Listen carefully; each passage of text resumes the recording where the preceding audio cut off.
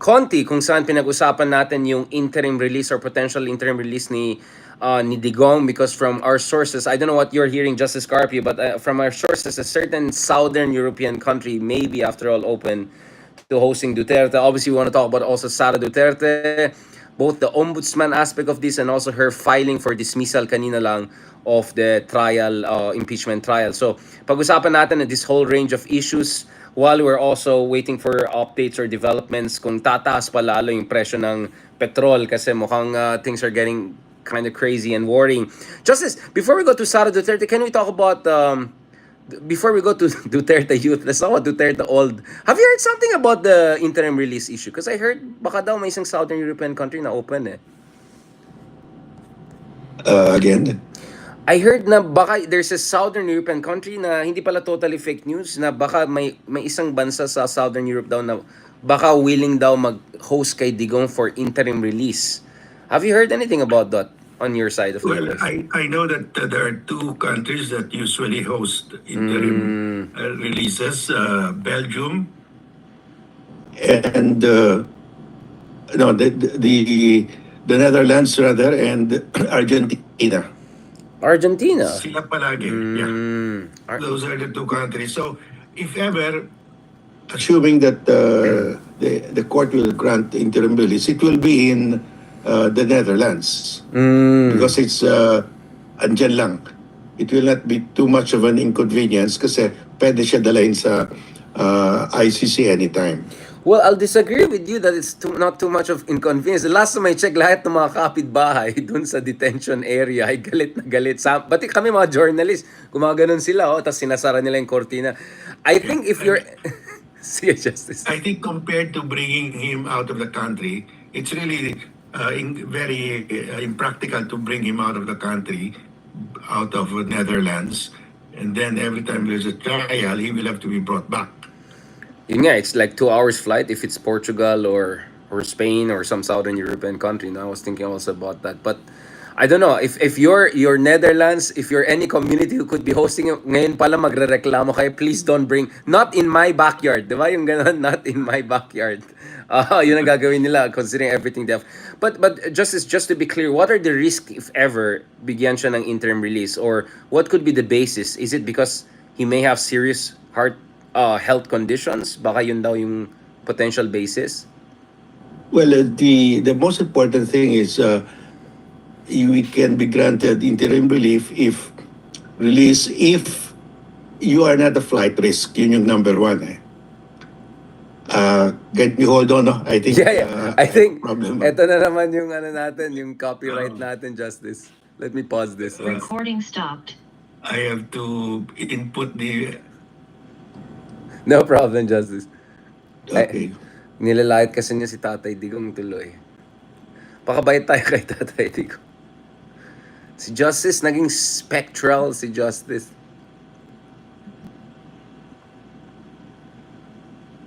Ayan, nag-disappear na si Justice.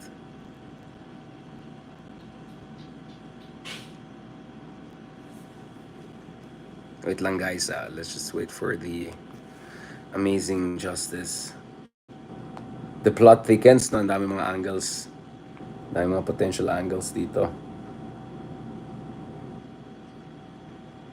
Interesting.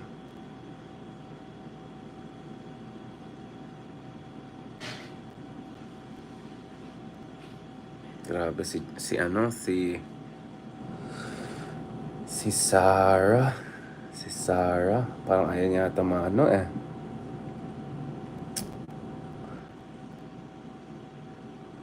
Bakit kasi dapat di natin ginawa yung mga vlogs natin, natakot yata sila Sara, parang nako yayarin sila pag sa magkakaroon tunay na trial. Or just as you want to rejoin again, baka maayos siya. Paano natin? Yeah, I just rejoined. Yeah, let's just rejoin, yeah. Because last time, how did we fix it? Parang nag-rejoin ka lang yata or something. Sige po, just standby lang kami dito. Okay. Ang taong bayan ay maghihintay. Taray naman. Itong ginagawa ni Sara all. So just for those who are Ano daw? Kaya nga sabi ko, baka totoo talaga na Southern Europe kailangan ng tourism eh. Lahat ng DDS, dadalo doon. Kaso, if folks listen to our episode with Attorney Conti, parang she was worried doon sa mga, kung anong community ang mag-host kay Tatay Ticom just in case. Woo! Baka magkaroon ng museum, statue, diba? Maging martyr, ano siya, maraming cardboard. Maganda yun sa, sa negosyo ng, ano, negosyo ng, anong negosyo ng mga ng gumagawa ng cardboard, yung mga ganun. Mga tarpaulin, mga ganun. Magandang negosyo yan.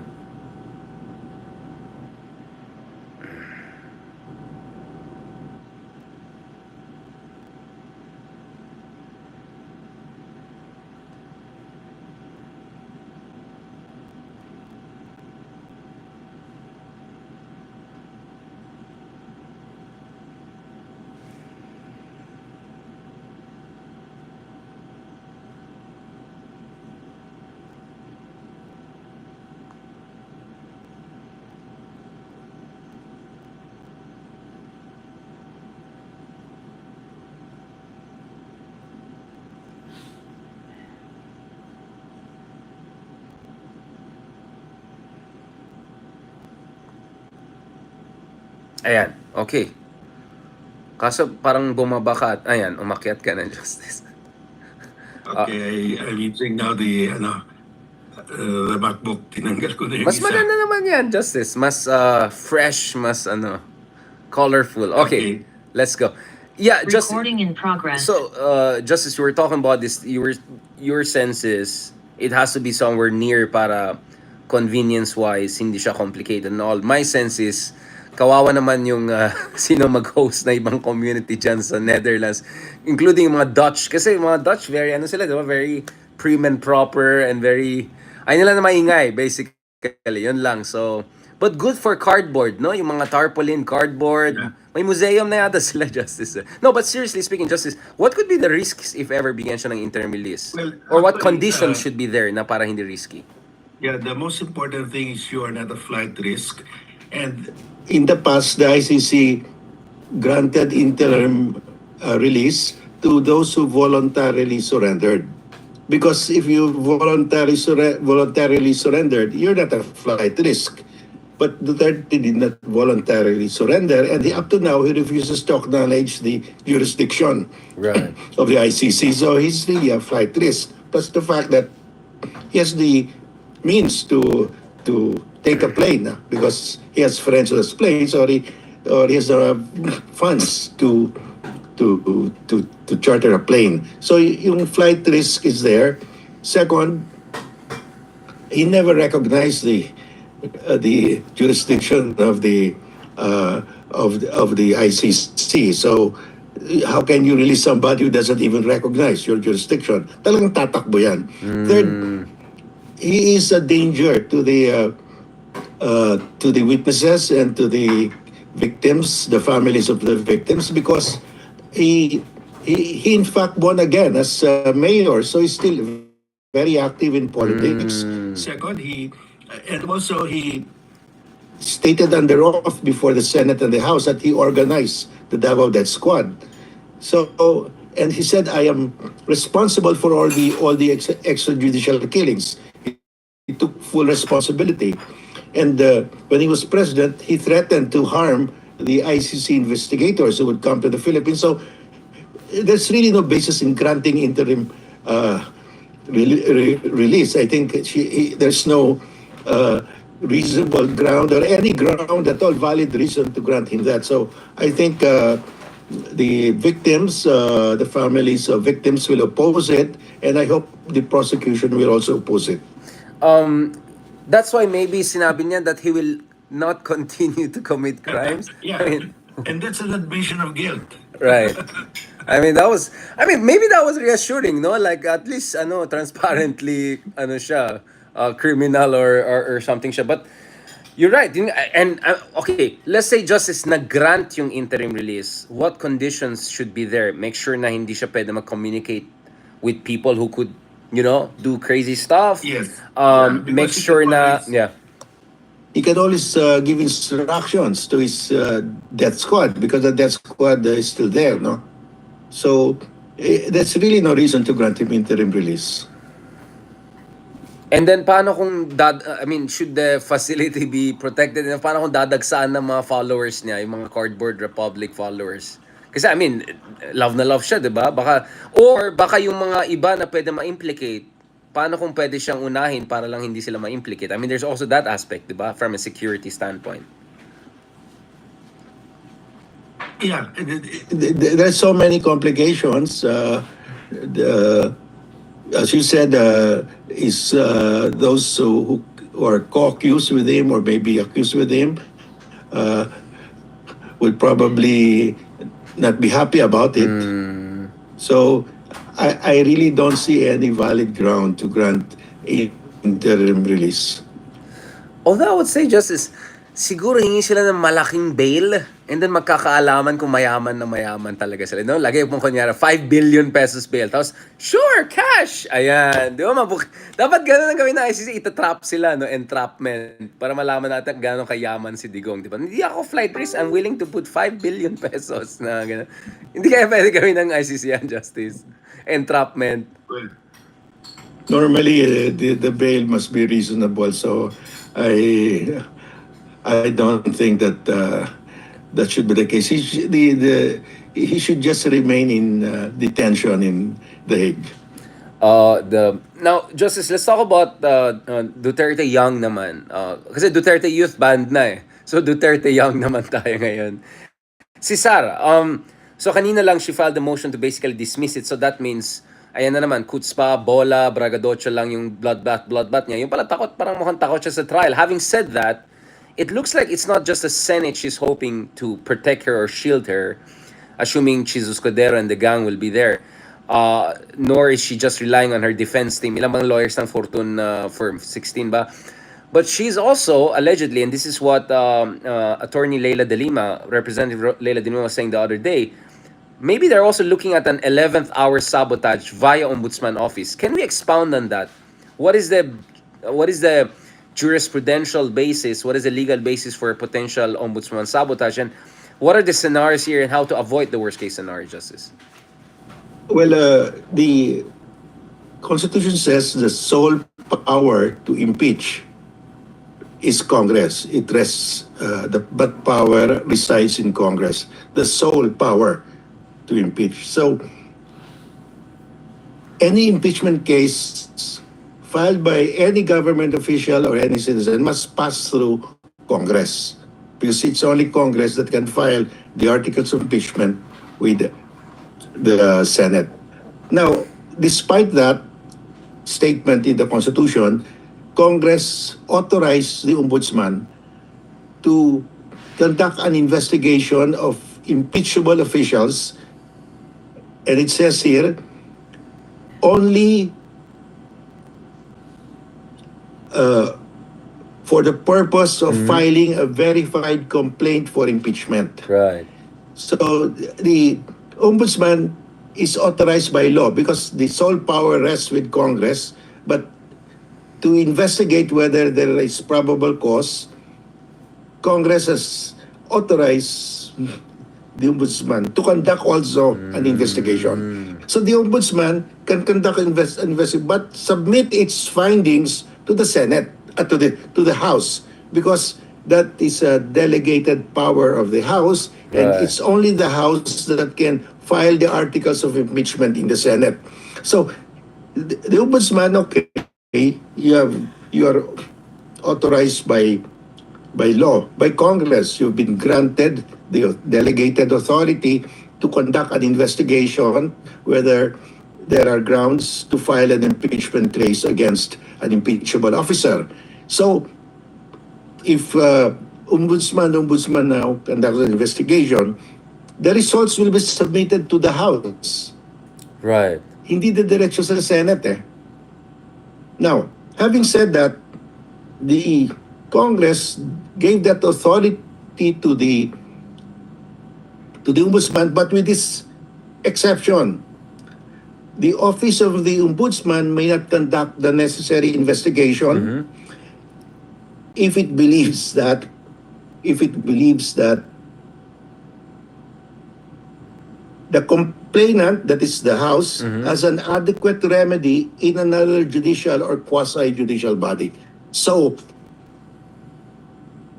the Ombudsman cannot conduct an investigation of an impeachable officer if the House has another remedy. In the case of this of the situation of VP Sara, Sara, yeah. the House already submitted it to the The articles Senate, of yeah. impeachment.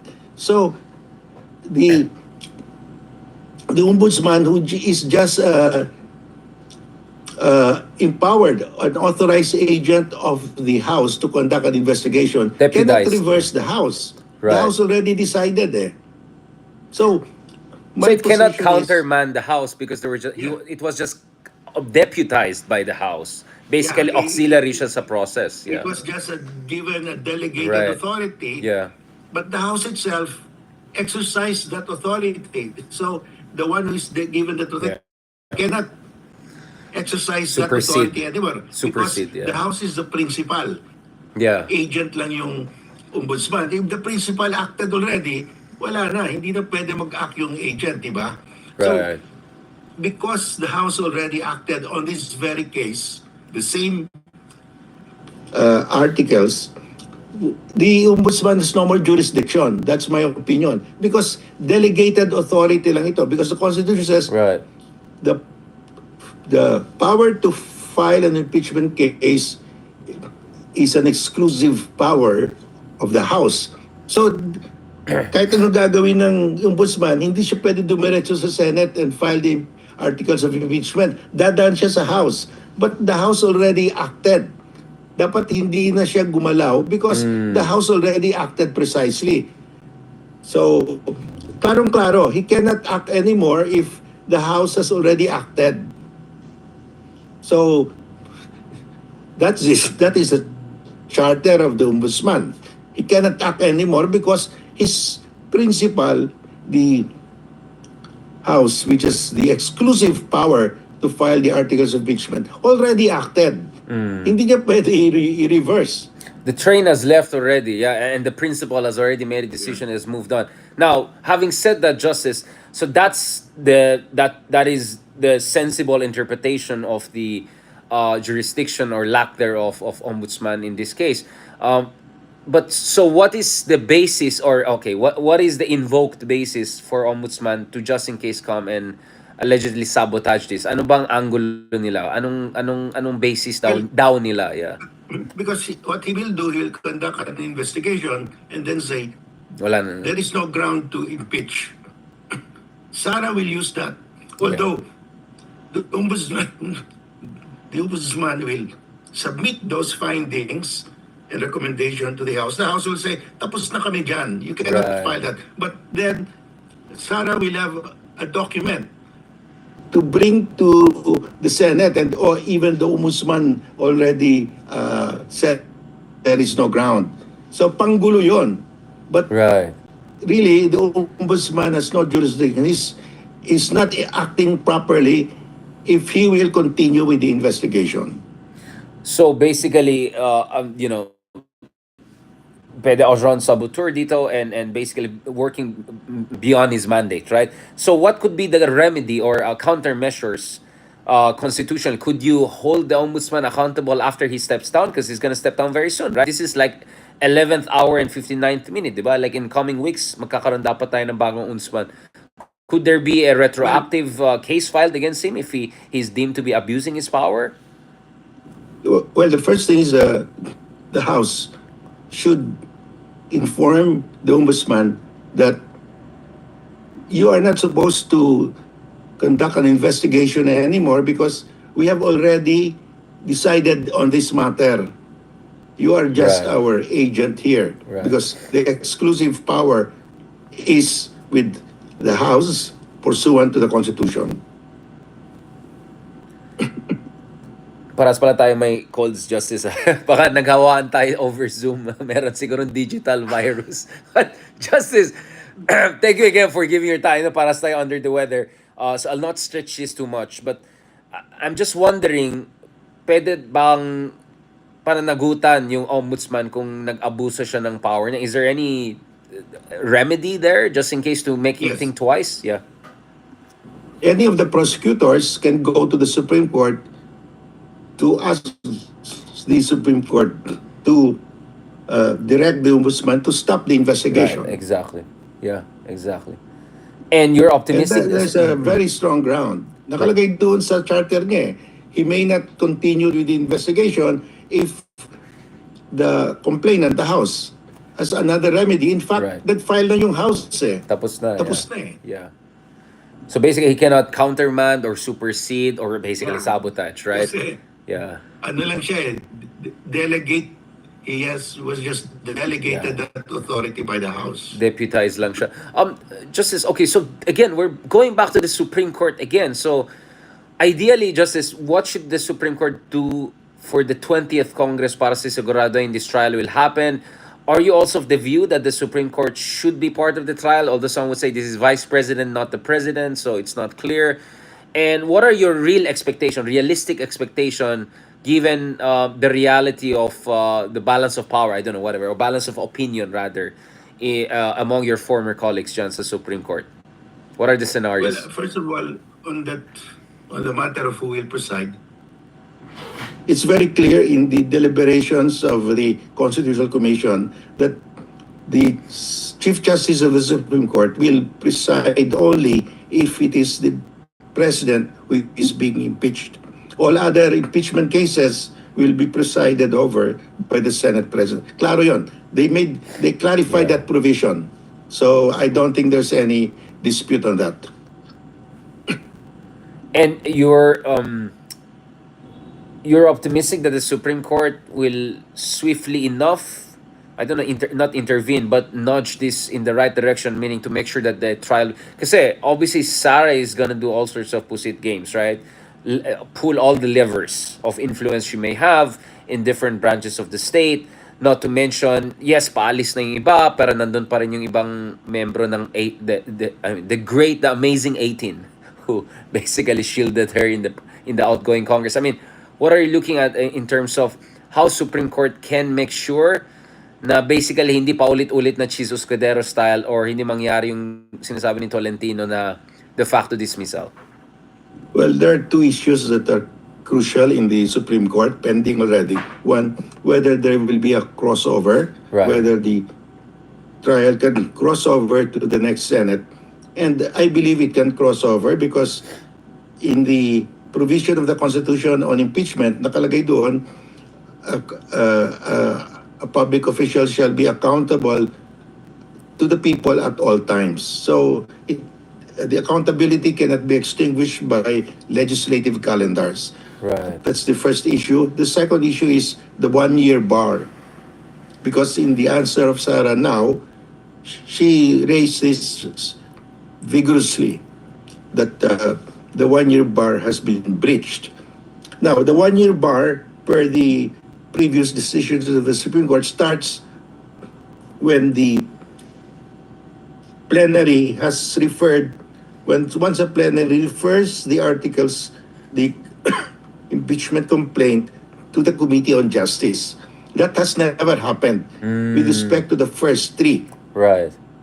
Because the Secretary General did not forward the impeachment complaints to the plenary, and the plenary wasn't able to refer it to the Committee on Justice. So Right. if you count the 1-year period, the 1-year period has not run yet. Right. So pwede pa humabol yung 20th. Fourth. Yeah. Impeachment complaint that was signed by more than a third of the nga pala. No? Yeah, there's... congressman. Right. However, sinasabi nila ni the lawyers of Sara saying that the act of the Secretary General in not referring the impeachment complaints to the plenary violated their rules, the impeachment rules, because it says there the Secretary General should immediately refer the impeachment complaint. Andito na naman tayo, what is the Exactly. meaning of immediately? Forthwith na naman. So, does it mean forthwith or Yeah. does it mean as soon as reasonably possible? Yeah. So, depende. But, claro, that the one-year ban starts when the plenary refers the impeachment complaint to the Committee on Justice. That has not happened because the Secretary General has not forwarded the impeachment complaint to the plenary. So the one-year period has not run. Now, is the act of the Secretary General binding Right. on the plenary? I mean, can you fault the plenary because the Secretary General sat on the impeachment complaint longer than necessary? So this will be decided by the Supreme Court. And Justice, how do you assess? Kasi since last time we talked, hindi na si Chus Escudero yung nag-trending that much. Alam mo, ang nagtitrending ngayon, yung spokesperson ng Senate trial. Just when we thought, we have seen the bottom of the, like, that openly accused siya as basically lawyering daw for Sara rather than actually just being the spokesman for the trial body that should be convened by the Senate. What is your read of that angle of criticism? I have no idea who is this person. Ginugol lang namin isang araw. Sino to? Tinanong ko sa mga ibang abogado, kilala na ba to? Sino ba yan? Parang PR lang daw tong taong to eh. Parang, hindi naman Batorni level PR, pero, I don't know, just is that person lawyering for Sara? What's going on? Well, I don't know. But if you read the answer of the lawyers of Sara that they filed today, they raised the very issue that Senator Bato and all the other senators Right, raised. exactly. Exactly the same. Exactly. The one-year bar. So, Batorni nga, Talagang Batorni. si Bato and the other senators lawyered for Sara. Pretty much. Inunahan Talagang, niya, and Sara oh, just copy-paste. So, attorney na nga. So, Bato can work in the firm? Does that mean Bato can work in the Fortune firm? Kasi mo para sa legal analysis nila. pwede siya maging consultant. So, They're not even as trying. I said, Oh my God, it these should have people. been the lawyers of Sara who should have raised Yeah. the one-year bar. And they in fact raised it. Attorney nga. They practically spent about 80% of their answer on this. Ito yung kanilang, this is their strongest argument. Kaya lang, pre-empt ni Bato. Sabi ni Bato, ako na mag-argue. Parang, Justice, naalala mo yung hearing ni Bato noon with si ano ba yun, yung taga-PIDEA daw na bangag daw yung president, si Jonathan Morales. Naalala mo yan? And then, oh, parang feeling mo scripted siya and then it got out of control. Yung nagtanong si Jinggoy, Mr. Chair, why should we trust this person? Sabi niya, basta ako, hindi ako convicted. Hindi katulad ng Butinas. Tapos yung mukha ni Bato, no, hindi yun ang pinag-usapan na. Parang gano'n na, oh, Jonathan Morales. May pagkaganon sila, Justice, no? Hindi sila magaling mag-choreograph or mag-orchestrate ng mga... So basically, Batorni preempted the whole Fortune firm argument. The most important defense of Sara Is Batorni. pre-empt ni Bato. Oh my God. Buti Bato pa, hindi si Robin Hood Padilla kasi interesting din yung mga... Sabi nga ni Robin Hood, I don't know kung napakinggan niyo, Justice, or natiisan niyo. Sabi niya, wag natin sayangin yung ating talino sa hearing na to. Di ko na kaya. Sabi ko, ayoko na, let's pause this. I don't want more of this. But Justice, how are you feeling about the incoming Congress? Because obviously Tito Soto is positioning already as basically he wants to coup out Escudero, right? Hindi naman coup out, but Lacson is positioning. But interestingly, Erwin Tulfo, medyo maingay din siya, no? He's coming in very strongly saying, hindi, dapat tuloy ang trial. And interestingly, sabi ni Erwin Tulfo, I don't know kung nagpaparinig siya, sabi niya, magpapatura ako sa mga veterano para hindi mukhang tanga. Di ba? Basically, sabi ni Erwin Tulfo. Was he making patama sa mga ibang kaibigan natin dyan? Well, I don't know. Kasi hinaluan ng politics eh. Yeah. So, labo-labo na eh. Oo. Damay-damay na. But are you slightly more optimistic about the next Senate president?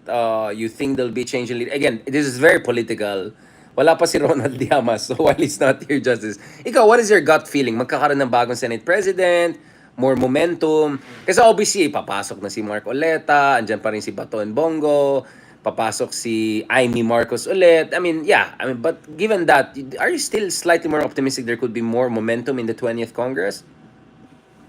Well, because there will be a crossover and they cannot stop that, the trial will proceed. And nasa prosecutors na yan, Yeah. na yan, if they can extract the evidence, yung bank accounts, kasi that's another battleground. Kasi from the answer of Sara today, sinabi nila, there was a gap in the service of Sara. Kasi she became a private citizen 2012 to 2016 yata. So, hindi na pwede hingiin yung kanyang SALN. So, they're now anticipating that issue. They're already, like, alam nila medyo. Sabi ko, Justice, baka napanood talaga nila yung mga sinabi natin, kaya natakot sila, yayarin tayo dito, parang ganun. we're wargaming this for them for free, no? I mean, we're almost done, Justice. I know you need to rest. In fairness, thank you so much, Justice, for sticking with us today. I just want to understand also the Article 5, right? Yung parang conspiracy to commit crime or something. Could there be an ICC relevant angle or adjacent angle? Kasi could the EJK allegations also come into the articles of impeachment? Not only her term as DepEd Secretary and VP, but also her alleged involvement per Bato-Bato and Las Cañas. Could that also come in the impeachment? Or this is strictly about what she has performed? Kasi parang hindi rin clear sa akin eh. Like, is this impeachment purely about her VP situation? Although that's Article 7 basically. But could it also extend to her alleged involvement in extrajudicial killings? Pwede ba i-extend ba doon? Or you don't think so? I have not read that portion carefully. Yun nga eh. So I don't know how that. Yun nga, I was surprised when I heard some folks saying that it could extend to that. Parang sabi ko, that's interesting. Yun nga, like, a couple of, lawyers who are following this, we had on this show, they were actually saying, yeah, it's possible. But I wanted to also clear you with that. I mean, constitutionally speaking, the impeachment will be strictly about the term she served as VP, or it could go beyond that, as basically a public service record. Diba? Yung parang importante yun yung parameters diba? I think as strictly as VP, because when she was a mayor, she was not an impeachable officer. No. Ngayon lang siya naging impeachable officer.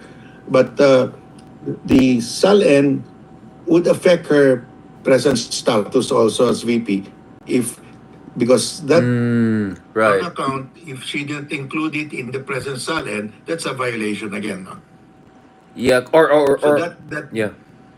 Yeah, so that would be relevant, not for purposes of determining whether she reported correctly her assets.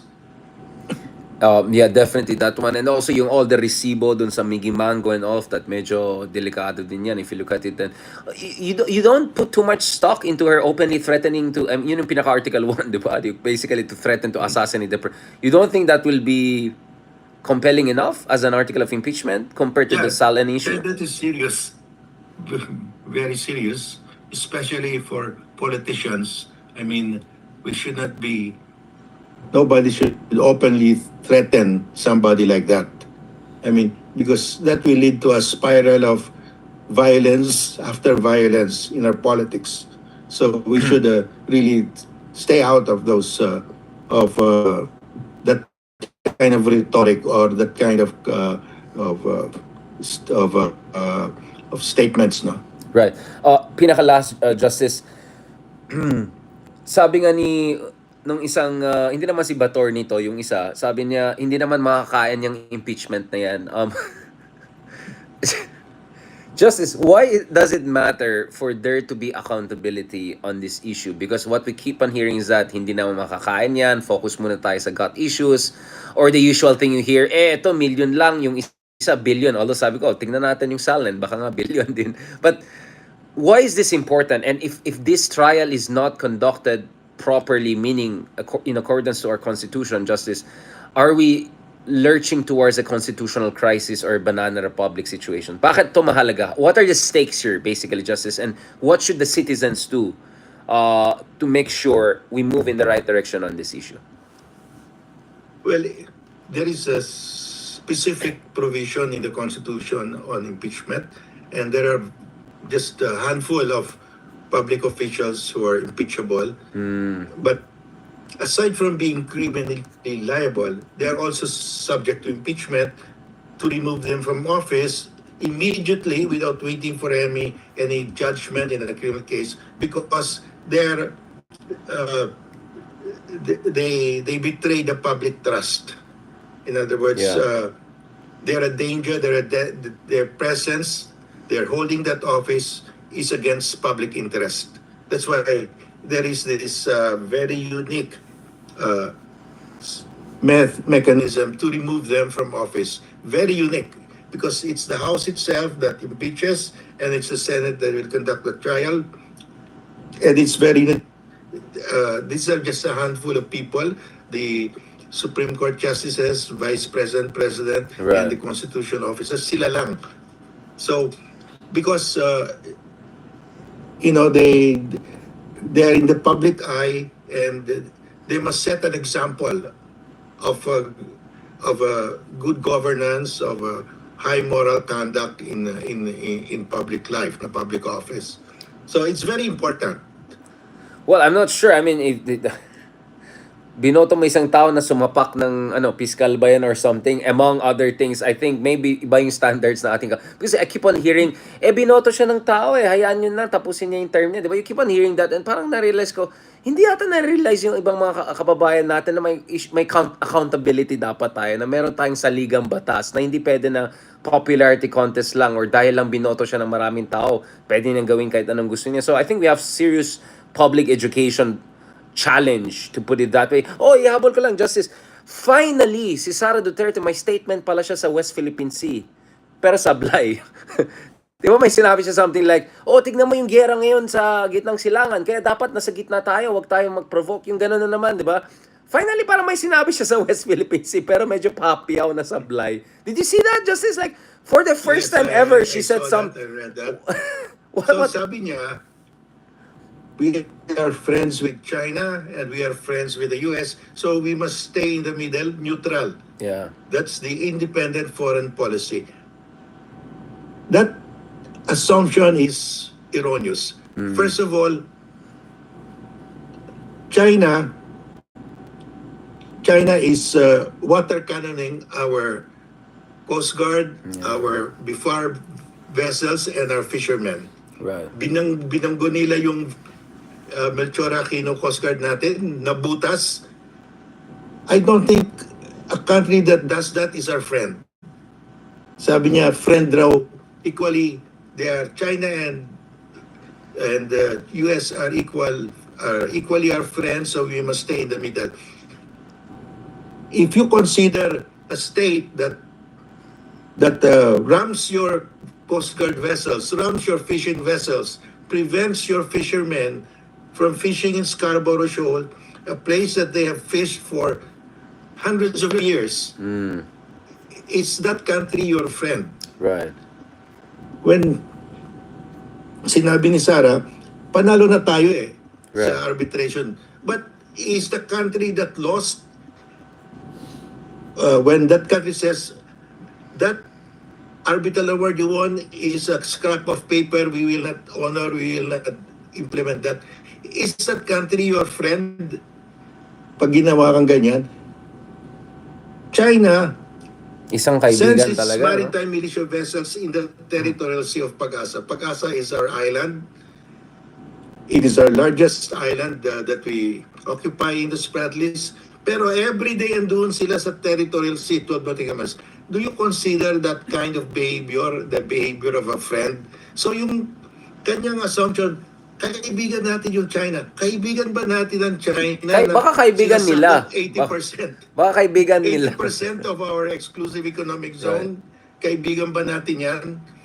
And you cannot, ang kaibigan mo, yung tumutulong sa inyo. Sabi niya, dapat we should not interfere in the quarrel of China and the US. We are not interfering. Ang ginagawa ng US, tinutulungan tayo to defend the West Philippine Sea. That is not the quarrel between China and the US. Quarrel natin yan. Between China and the Philippines, inaagaw ng China yung ating exclusive economic zone. Tinutulungan tayo ng US.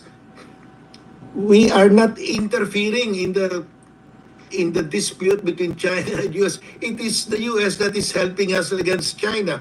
Bakit sasabihin niya na pag tumulong ang US sa atin, we are siding with the US against China in their geopolitical battle for supremacy?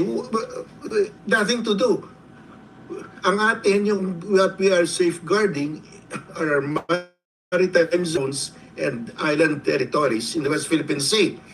Inaangkin. In fact, China is grabbing it. Kinuha na yung Mischief Reef, kinuha na yung Scarborough Shoal. We are just trying to defend what belongs to us. And sabi ni Sara, we are already siding with the US. I don't see the logic. How can you say that China is our friend? At binutasan nga yung Coast Guard vessel natin eh. Baka nga kaibigan nila. Baka hindi kaibigan na ating bansa. Parang this is the extension of what President Duterte said. I love Xi Jinping. Kahit na sinasakop na, inaagaw na yung ating mga isla, mga isda natin. I love President Xi Jinping pa rin siya. Si Sara naman, China is my friend. Kahit na inaagaw ng China yung ating isla, ang ating karagatan, all our fish, oil, gas, inaagaw na, China is our friend. Yun ang position niya. Yun ang unconditional love, Justice. It's called unconditional. Well, thank you for that, Justice Carp. I really appreciate it. Ako na, to be honest, I'm really worried about rules-based international order. I mean, siguro sasabihin na, buti nga hindi tayo binabunker buster lang ng kung sino-sino. But my point is, like, from Russia to Middle East and West Philippines, I'm really worried about the erosion of the rules-based international order. And binalikan ko ulit yung favorite book natin, Justice, The Internationalist, no? Na how since 1926, right? Or 23, sorry. We have come a long way in making sure war is not seen as a legitimate means of foreign policy or resolving problems or dictating on others. So, honestly, I'm very worried with how things are going, and I hope there'll be no quagmire or major war in the Middle East because pag mabog down na naman ang US yan, ma-expose na naman tayo dito kasi China will have more leeway. So, that's why I'm saying people have to watch out also for that possibility down the road. And that's why sana matapos na itong gulo na to sa ating Pilipinas at the guilty people are held guilty. And sana we can come together, Justice, we need more unity. Not unity, but more unity, Kasi it's a dangerous and uncertain world.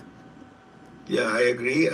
We are at a critical juncture because the rules-based system is now being overturned, and it looks like that we have lost the champions of the rules-based international order, and we have to, because I just came from KL and Singapore and Jakarta, and ganyan din ang thinking nila na that we have to preserve the rules-based international order because as middle powers, that's how we protect ourselves. We don't have nuclear weapons. Otherwise, we'll have to develop our own nuclear weapons. Yeah. And if everybody has nuclear weapons, talagang magkaka-nuclear war. All wars will be nuclear. Yeah, I'm glad, Justice, you were talking to our friends in Malaysia and Indonesia. For them, all they see is Western hypocrisy and double standards. Like, oh, you come and lecture us on Ukraine, Russia, now you see what we're doing. Ganun. So, I think we have to talk more with our fellow ASEAN, fellow Asian countries, and we have to make sure, I don't care, it's Western, Eastern, we have to call out anything that erodes international law or is a double standard.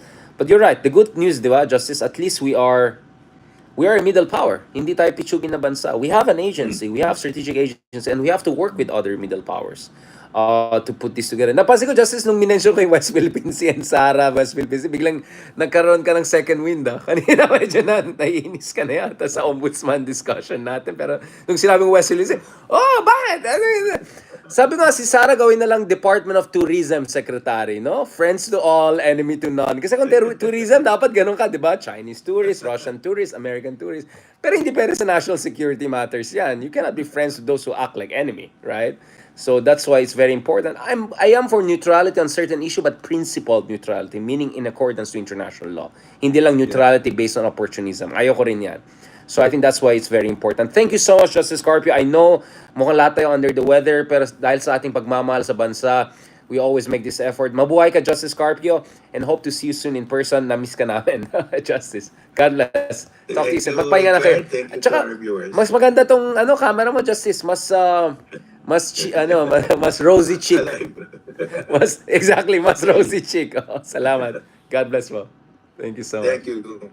Salamat guys. Thank you so much again. Kahit medyo pagod na pagod tayo from back to back na mga interviews na nasabi natin, siguraduhin natin. And thank you so much kay Justice Carpio kahit pagod na pagod siya at medyo late night na humabol pa rin siya at nag-contribute siya dito. So, thank you so much guys. Maraming salamat and catch up lang tayo. And if don't forget to also catch your other discussion we had earlier this day doon sa shoutout sa kaibigan natin sa Globe, si May, sa mga friends natin sa who helped with setting up the wonderful event kanina, yung Insight Summit sa Globe. I always appreciate talking to our friends from the world of consumer, sentiments, analytics.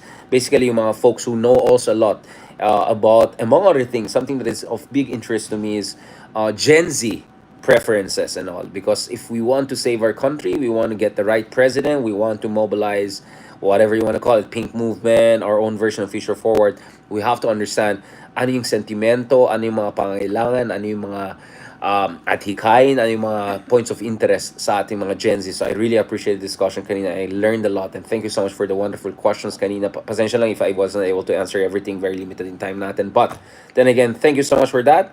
God bless and talk to you soon.